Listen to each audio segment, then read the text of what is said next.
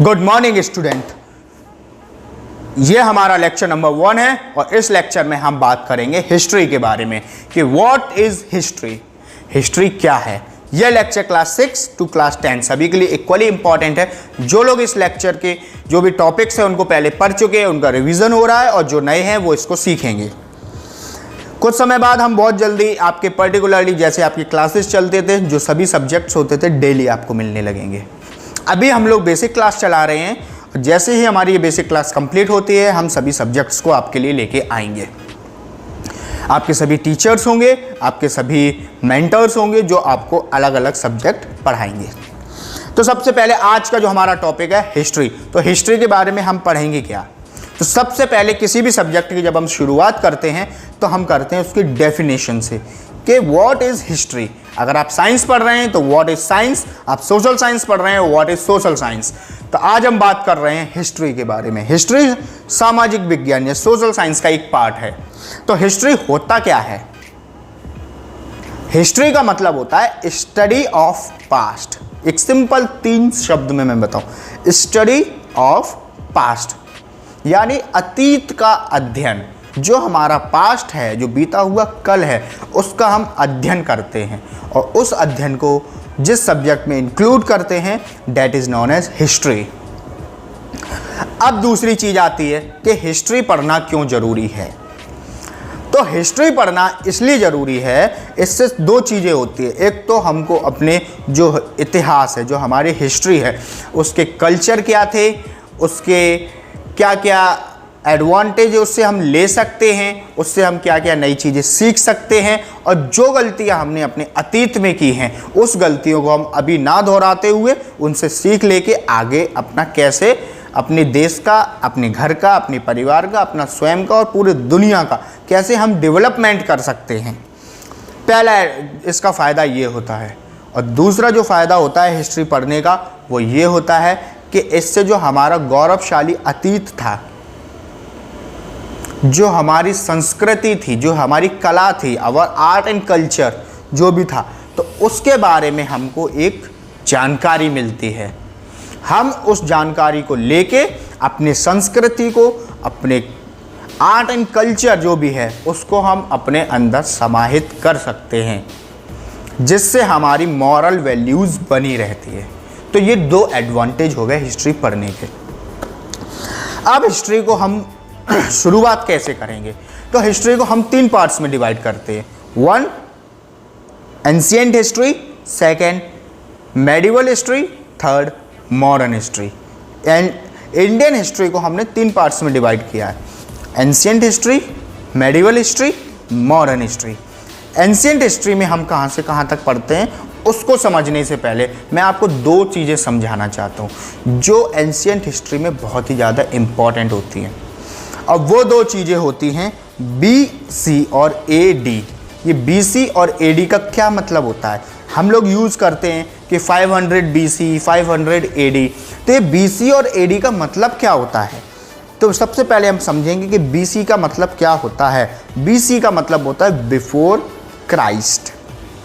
Christ मतलब जब ईसा मसीह जो क्रिश्चियन के भगवान हैं उनका जब जन्म हुआ था, तो उससे हम लोग जो अभी हम कैलेंडर यूज़ कर रहे हैं, आधुनिक कैलेंडर, जो उस कैलेंडर को हम यूज़ कर रहे हैं तो वो 1 ईस्वी से शुरू होता है।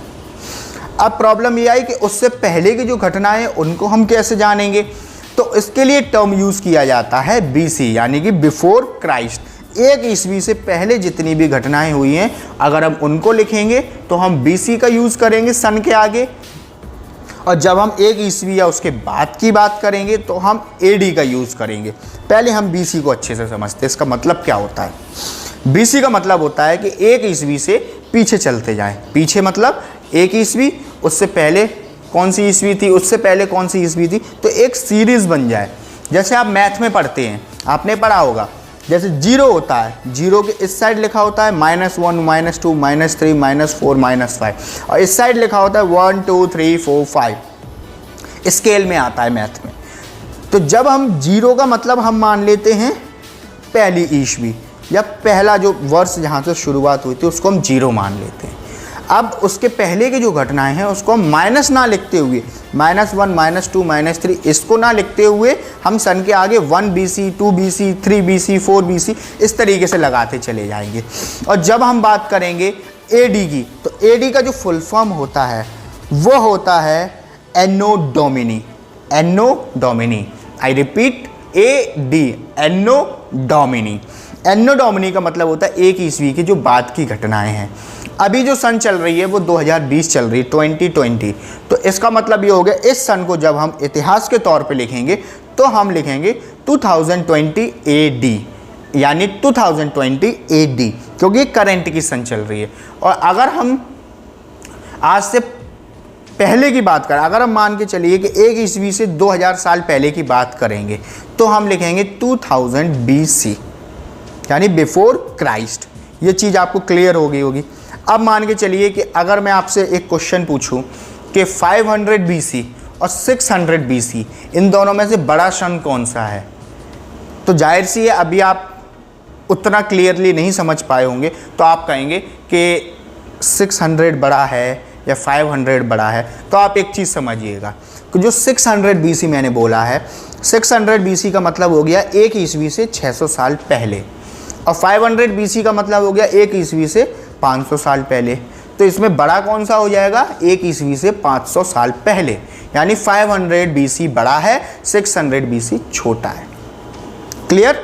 जैसे आप स्केल में लिखते हैं, -5 बड़ा है कि -6 बड़ा है, क्योंकि -5 0 के ज़्यादा करीब है इसलिए -5 बड़ा है, और -6 0 से ज़्यादा दूर है तो इसलिए -6 छोटा है। ये चीज़ आपको क्लियर हो चुकी है कि BC और AD क्या होता है। तो अब आपको आगे की चीज़ें समझने में थोड़ी आसानी होगी। तो आज से हम शुरू कर रहे हैं एंशिएंट हिस्ट्री। जी हाँ, एंशिएंट हिस्ट्री यानी कि प्राचीन भारत का इतिहास, एंशिएंट हिस्ट्री ऑफ इंडिया। अब एंशिएंट हिस्ट्री में हम क्या क्या चीज़ें पढ़ेंगे, तो एंशिएंट हिस्ट्री में जो आपके सिलेबस के अकॉर्डिंग चीज़ है वो चीज़ है कि मानव सभ्यता का विकास कैसे हुआ, हाउ ह्यूमन सिविलाइजेशन डेवलप्ड, कि ये ह्यूमन सिविलाइजेशन कैसे बना। दूसरी चीज़ इंडस वैली सिविलाइजेशन, सिंधु घाटी सभ्यता। उसके बाद वैदिक एरा, जो वैदिक सिविलाइजेशन था, वैदिक काल था, उसको हम पढ़ेंगे। उसके बाद हम पढ़ेंगे जो धर्म उस समय बने थे, जैसे जैन धर्म, जैन रिलीजन, बौद्ध धर्म, बौद्ध रिलीजन। इनको पढ़ने के बाद उसके बाद फिर हम पढ़ेंगे महाजनपद। What is महाजनपद? 16 महाजनपद थी, तो वो महाजनपद क्या थी उनको हम पढ़ेंगे। महाजनपद को पढ़ने के बाद फिर हम आएंगे मगध एम्पायर के बारे में, कि मगध एम्पायर क्या है, मगध साम्राज्य क्या है। मगध साम्राज्य को पढ़ने के बाद फिर हम उसको आगे बढ़ाते चलेंगे। आगे फिर कौन कौन से राजवंश आए, जैसे मगध खत्म होता है शिशुनाग, उसके बाद नंद वंश आता है, नंद वंश खत्म होता है, मौर्य वंश आता है। इस तरीके से हम धीरे धीरे आगे बढ़ते चलेंगे। मौर्य वंश के बाद पुष्यभूति वंश आता है, जिसकी स्थापना पुष्यमित्र शुंग ने की थी। पुष्य वंश के बाद इस तरीके से हम आगे कर चलते चलते, और जो राजपूत वंश हैं, जहाँ राजपूत वंश की शुरुआत होती है, वहाँ तक हम अपने एंशिएंट हिस्ट्री को डिवाइड करते हैं। तो ये चीज़ें हम पहले पढ़ेंगे। तो आज सबसे पहले हम बात करते हैं कि how does human civilisation develop, कि ह्यूमन सिविलाइजेशन कैसे उसका विकास हुआ, कैसे वो बना। तो इस बारे में आज की वीडियो में हम बात करेंगे। तो जो पृथ्वी की उत्पत्ति होती है आज से 4.6 बिलियन ईयर्स अगो, यानी आज से 460 करोड़ साल पहले हमारी पृथ्वी की उत्पत्ति होती है। ये इंपॉर्टेंट फैक्ट है, आप इसको नोट डाउन कीजिएगा।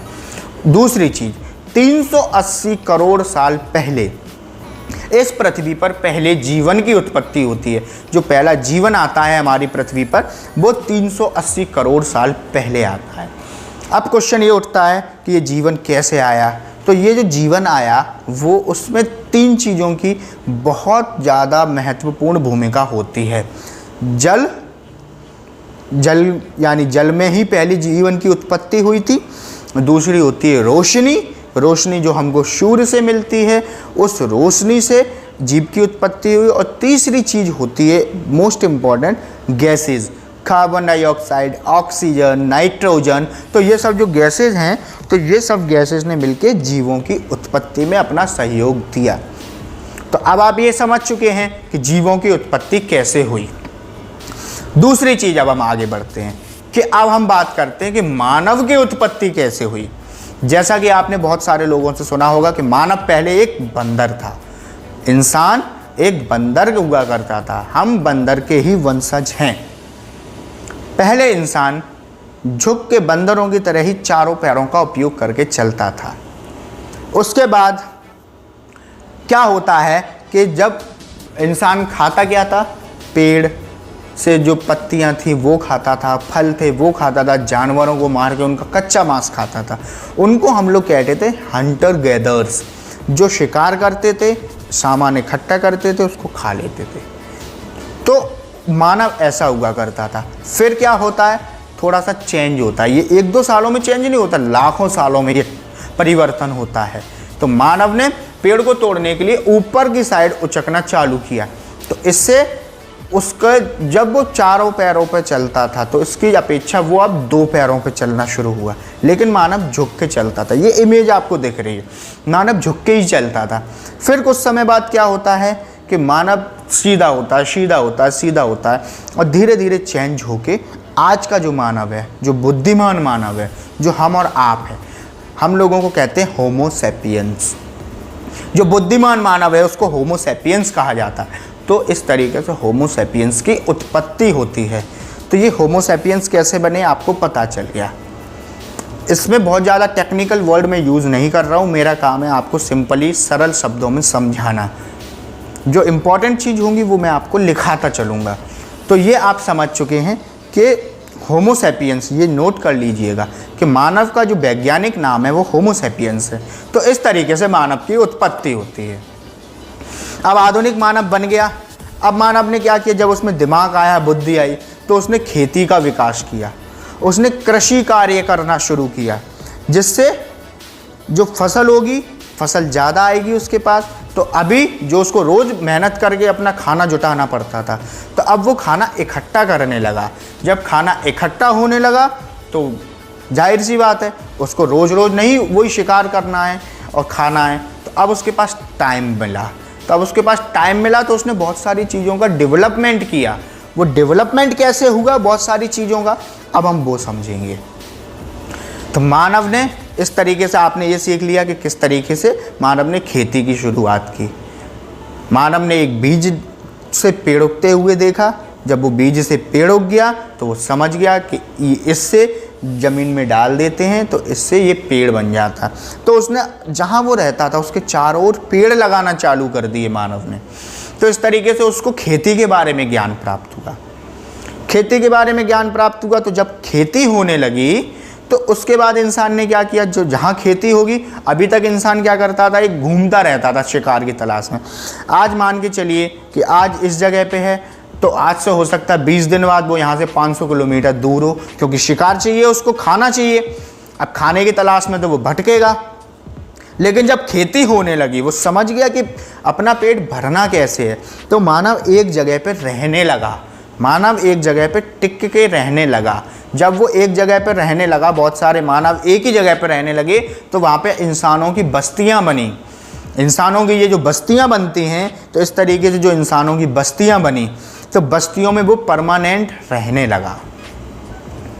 जब वो बस्तियों में रहने लगा तो फिर उसने क्या किया, अपने चारों ओर विकास कार्य चालू किए। अभी छोटे स्तर पे खेती करता था, अब उसकी बस्तियां बन गई, बहुत सारे लोग थे काम करने के लिए, तो उसने बड़े स्तर की बस्तियां बनाई, खेतियां बहुत ज़्यादा बड़े स्तर पर करना चालू करी। और खेती में 2 चीज़ों की ज़रूरत होती है, एक बीज की, दूसरा पानी की। तो बस्तियां ज़्यादातर वहीं बनी जहाँ पे आसपास नदियाँ थीं, क्योंकि इंसान को भी पानी पीना है, वो जो जानवर पालता था उसको भी पानी पीना है, खेती करता था, खेती में भी पानी चाहिए। तो इस तरीके से इंसान की बस्तियां नदियों के किनारे बनी। तो ये चीज़ आपकी क्लियर होगी। इंपॉर्टेंट फैक्ट एक मैं बता रहा हूँ, उसको नोट डाउन कीजिएगा कि खेती का जो सबसे प्राचीनतम साक्ष्य को कहते हैं एविडेंस। तो जो खेती के जो सबसे पुराने एविडेंस मिले हैं वो कहाँ पर मिले हैं? वो मिले हैं मेहरगढ़। आई रिपीट, खेती के प्राचीनतम साक्ष्य मेहरगढ़ में मिले हैं। इंपॉर्टेंट क्वेश्चन है, याद रखिएगा, इसको लिख लीजिएगा। तो मेहरगढ़ में खेती के प्राचीनतम साक्ष्य मिले हैं। ये चीज़ क्लियर हो गई। अब उसके बाद हम थोड़ा सा आगे बढ़ते हैं। तो मैंने बताया था आपको इंडस वैली सिविलाइजेशन के बारे में कि सिंधु घाटी सभ्यता क्या थी। तो आपको नाम से ही क्लियर है कि सिंधु नदी के पास या सिंधु नदी की जो घाटी थी उसके पास जिस सभ्यता का विकास हुआ उसको हम सिंधु घाटी सभ्यता कहते हैं। क्लियर?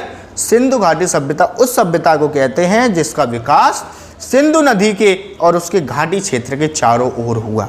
आपको मैं पहले ही बता चुका हूँ कि जितनी भी मानव सभ्यता जो पनपी हैं वो नदियों के किनारे ही पनपी हैं, और जो सभ्यता नदी के किनारे पनपेगी, जाहिर सी बात है, तो सबसे पुरानी सभ्यता जो सिंधु घाटी सभ्यता है वो सिंधु नदी घाटी के किनारे पनपी थी, इसलिए इसको सिंधु घाटी सभ्यता हम कहते हैं।